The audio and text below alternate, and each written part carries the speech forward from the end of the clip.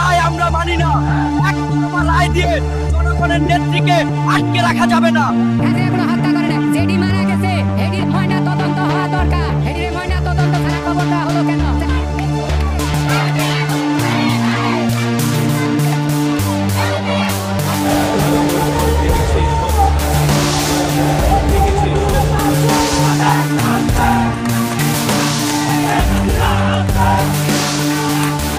এই রায় আমরা মানি না এমন স্লোগানে উত্তাল দেশ, এবং যেখানে সমর্থক হচ্ছেন আওয়ামী লীগ জনগোষ্ঠী।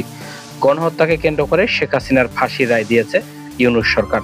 শেখ হাসিনার ফাঁসির রায় কোনোভাবে মেনে নিতে পারছে না সাধারণ জনতা তথা আওয়ামী লীগ সমর্থক গোষ্ঠী।